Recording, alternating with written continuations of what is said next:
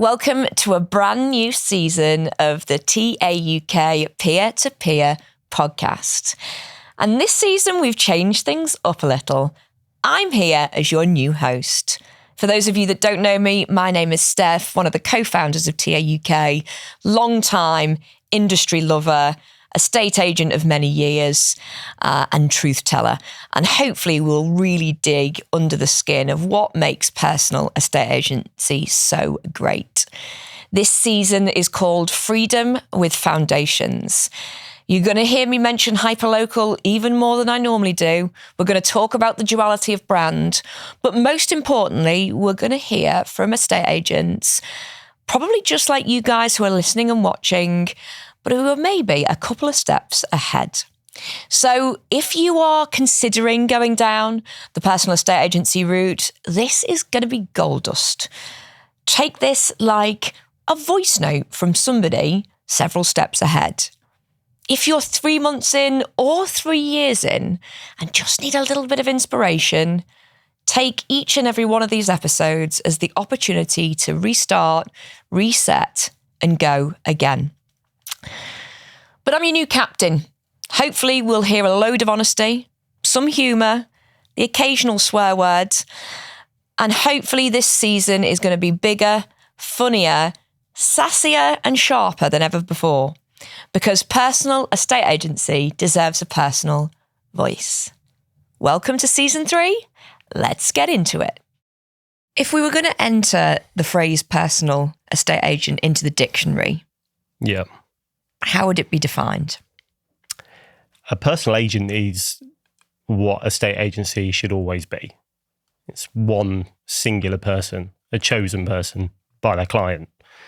Somebody who's accountable for the entire transaction, responsible for the entire transaction, and somebody where that trust has been built between them and their client that they will actually get them to an outcome and not just market their home. Absolutely. Talk to me about door knocking. What's the perfect door knock look like? I think the perfect door knock from an agent's perspective is to understand that you're there to create a relationship. You're not there to sell, first of all. I think we've got to make that really, really clear. And by changing the mindset over why you've gone and communicated with that person, the entire metric of success around a door knock, I think, looks completely different. Door knock should be, in their first instance, they should be urgent because we don't want to irritate them. We don't want to be associated with something that's annoying. And they should create intrigue, right? You should be there as the expert of that area, and you should be wanting to introduce yourself to these people, to intrigue them about the property market, about the hyperlocal market, and to be able to start a relationship or form the start of a relationship. That would be my most perfect door knock. If you were speaking to an alien who'd never sold a house and didn't understand the concept of estate agency, bear with me on that. Yeah, absolutely. But sort of talk to me about how'd you come up with a pricing strategy? I think when we're launching a property to market, the pricing strategy that we put in place has to be a launch price, not a predicted value, right? I don't think any estate agent, nor any surveyor for that matter, really knows the true market value of a home. So if we can accept the fact that a home is worth the maximum that somebody's willing to pay, that changes our entire dynamic as to how we look at price. If a home's worth what someone's willing to pay, what price would I market that home at where I know that 10 people, I'm not hoping, I know 10 people are going to attend. I know we'll have a busy open house. It's the competition in the property market that drives house prices. So without competition, it is very, very difficult to be able to sit in front of your client and tell them that they've achieved the highest price. For me personally, it's a price with an offers over. That's my tactic. It's a price with an offer's over. It's a competitive or aggressive price in times, but with the entire situation manufactured to create competition at an open house. That's how you achieve the best price for a property. So it's a fairly new concept to the UK, but buyer representation, buying agency, I think is a great skill set that we're afforded as personal agents. But what is buyer representation? I think buyer representation is the thing that's been missing from a estate agency that has always left people feeling downhearted after a transaction. Again, I think if you look at the job of an estate agent and you ask 10 people, lots of people would say you'd get an estate agent to sell your home. This is where I disagree. I think the job of an estate agent is to get you moved. Now, when we look at it through that lens, the onward purchase should absolutely be a part of that duty.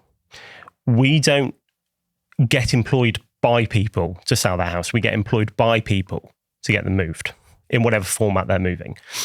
And buyer representation, buying agency, should be researching their homes before they've even gone in the door, because that's what your clients deserve. The time taken out of our day to make sure that when they go to that home, they're going there with a full idea as to what they're walking into, I think is absolutely our responsibility, not the responsibility of another agent. We know house prices far, far better than our clients. And house moves should, and the other agents quite often. But we know this, and we have this expertise that we never, ever use on the buying agency side previously. And I think that house moves are always achievable when the two prices are in line with each other.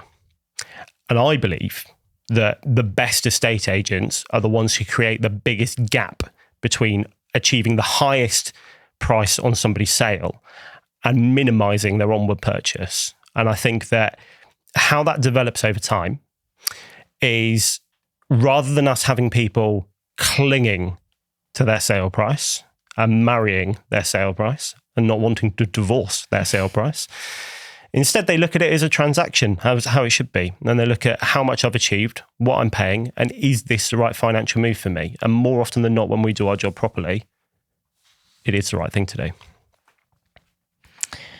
Let's talk about fees.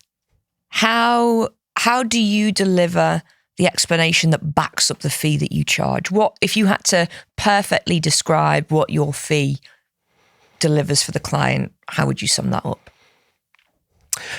I'd split that answer into two.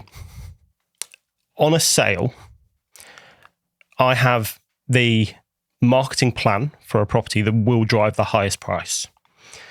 And ultimately, that's what people employ me for, is to find the highest price for their property, not to value it, to find the highest price for their property. That's worth a lot of money to people, right? In a lot of instances. But where my fee, I feel, is very, very good value for money, is I put myself in a position where I'm maximizing the sale through a very strong marketing plan, a very strong open house at sociable hours when traditional agents won't be available, which just happens to be the time of which our buyers are available. Convenient. And then the research and the input that I put on their onward purchase for their confidence to be able to want to make an offer on that property, but also to negotiate the best possible price on their onward purchase. By doing that, even with a fee like mine, which has been above 2% for the last 2 years, when I've looked at it anecdotally, I quite often, if you looked at last year, I quite often earned people more than £20,000 more than what my fee was. And I think that my fee enables my clients to understand that I win. They know that, but they win more than I do. And as long as that ratio is there, providing I always add more value to them than what I'm taking, I believe I'm charging a fair fee. Talk to me about the home of personal estate agency and the home of personal estate agents. What do those two phrases mean to you?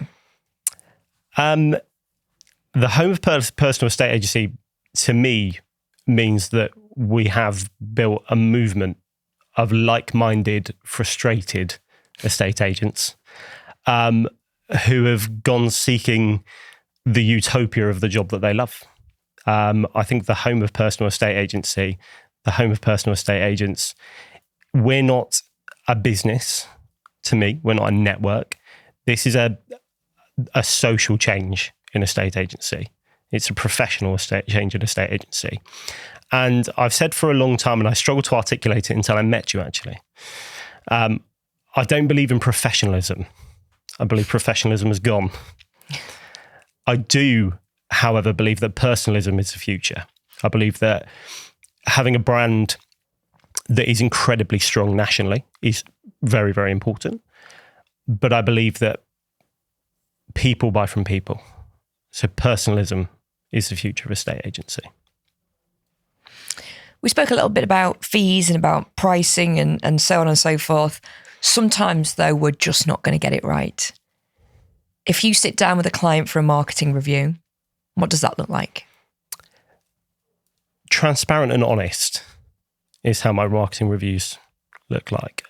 Ultimately, whether it's the price I suggested or the price they suggested, very rarely is it the price they suggested, mind, but if it is, it's ultimately my responsibility. And those conversations for me are data-led, explanation-driven, and with a heavy, heavy, heavy dose of humility over the whole thing. What I believe is when you are seen as the most expensive and best option for clients, they have more trust in you that you will get it right the second time round. So I find those conversations very, very simple, but I find them simple because we've built trust in the fee. We've built trust in me as an individual. And because I'm transparent. If it's been priced too high, then I sit down with them and I say, I was clearly too excited. It was just too expensive for what the market deems as right. But let's get it right the second time round. But it has to be data-driven. This one's for the agents. Talk to me about advanced commission. I think advanced commission is brilliant. I think that if you are somebody who has watched the success of personal agents over the last 4-5 years, and probably sits there and looks at it and thinks, how on earth do these people pay their bills? I think advanced commission is exceptional. The ability to take 30% of your fee up front to take the financial pressure off, having been somebody who started a personal agency business without that, I think it's the winning raffle ticket every time. And I think that whilst I genuinely believe that starting a new business, you will feel pressure and you will feel stress, a different type of pressure and a different type of stress because you're doing something that's benefiting your lifestyle. And that comes with an element of stress and pressure. Having that financial side alleviated just takes the edge off slightly whilst you're building. And I think that for the agents who I know who have come through and used advanced commission really, really well, they wouldn't be in the position they are now where they're providing for their clients and they're exceptional at their roles if we couldn't have helped them along that journey. And I think it's our responsibility to be the sort of business partner who does back and support people, particularly at launch. I think it's the hardest time. And to close, for any TAUK agent that's watching this, whether they're 3 months in or 3 years in, what should they go and do today to move their business forward? They should go and be relevant today. They should go and make themselves relevant in their community, make themselves relevant on people's doors, make themselves known in the area. And at the times where I found personal agency difficult, which people quite often tell me is hard to imagine, but I have many, many times found the role difficult. I refuse to let outside factors dictate what happens in my life. You have a pair of trainers or a pair of shoes, you have an umbrella if it's raining, you have a cap if it's sunny. Get out there, make yourself relevant to people. Do not let the world dictate how successful your business can be. You dictate it. Thank you. Thank you.